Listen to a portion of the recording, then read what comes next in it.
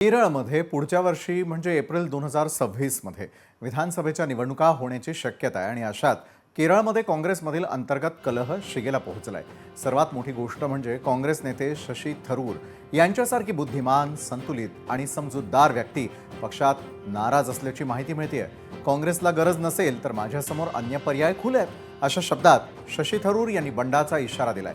शशी थरूर यांनी काँग्रेसपासून फारकत घेण्याचा निर्णय घेतल्यास काँग्रेसला मोठा धक्का बसू शकतो। मात्र शशी थरूर यांनी काँग्रेसचा हात सोडल्यास कुणाला याचा फायदा होईल तर नक्कीच इतक्या अभ्यासू व्यक्तीकडे भाजप दुर्लक्षित करणार नाही। चला तर मग बघूयात काय कारण आहेत की भाजपमध्ये शशी थरूर यांच्यासाठी आशेची कारणं नेमकी काय।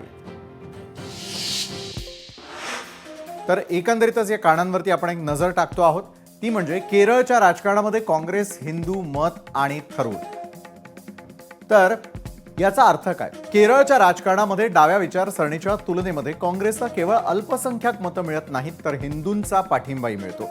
ज्यांना 2024च्या लोकसभा निवडणुकीचा प्रचार आठवतो त्यांना आठवेल की काँग्रेस इथे असे मुद्दे कसे टाळत होती ज्यामुळे ते मुस्लिमांचे हितचिंतक असल्याचं सिद्ध होऊ शकणार नाही। खरं तर डाव्या विचारसरणीच्या लोकांना मुस्लिमांमध्ये हे सिद्ध करायचं होतं की आपण त्यांचे खरे हितचिंतक आहोत।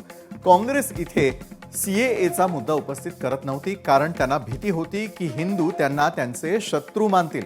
त्यानंतर वळूयात आपण दुसऱ्या मुद्द्याकडे। दुसरा मुद्दा आहे काँग्रेसमधून येणाऱ्या नेत्यांचा भाजपमध्ये सन्मान।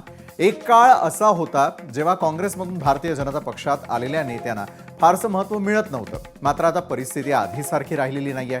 ज्योतिरादित्य सिंधिया, हेमंत बिस्वा शर्मा, रवनीत सिंग बिट्टू अशी डझनभर नावं आहेत जी काँग्रेसमधून भाजपमध्ये आलेली आहेत आणि भारतीय जनता पक्षाचा चेहरा बनली आहेत। भाजपनं त्यांना पुरेशी संधी दिलेली आहे। थरूर यांनी अनेक वेळा पंतप्रधान मोदींचं कौतुकच केलेलं आहे। त्यानंतर तिसरा आणि अतिशय महत्त्वाचा मुद्दा, थरूर आणि मोदींकडून एकमेकांची होणारी स्तुती।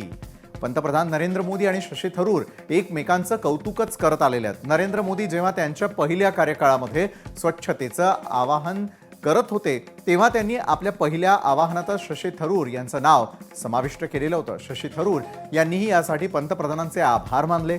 तसंच थरूर यांनी एकदाच नव्हे तर अनेक वेळा पंतप्रधान मोदींचं कौतुक केलं होतं। अमेरिकेचे राष्ट्राध्यक्ष डोनाल्ड ट्रम्प आणि पंतप्रधान मोदी यांच्यामधील चर्चेनंतर शशी थरूर यांनी अलीकडेच पंतप्रधान नरेंद्र मोदींचं कौतुकही केलेलं होतं। त्यानंतर चौथा आणि अतिशय महत्त्वाचा मुद्दा, काँग्रेसमध्ये थरूर हे दुर्लक्षित राहिलेले आहेत। खरं तर शशी थरूर हे गेल्या 16 वर्षांपासून राजकारणामध्ये आहेत आणि ते काँग्रेसमध्ये आहेत। थरूर यांनी यूपीए सरकारच्या दुसऱ्या कार्यकाळामध्ये परराष्ट्र राज्यमंत्री आणि मानव संसाधन विकास राज्यमंत्री म्हणून काम पाहिलं होतं। आता अशा बातम्या येत आहेत की पक्ष अशा एका ज्येष्ठ नेत्याला संसदेत बोलण्यापासून रोखतोय।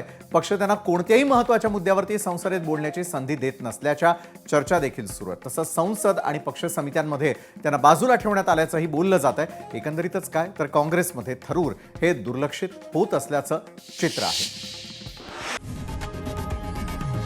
लोकशाही मराठी ऐका, पहा, जागरूक रहा।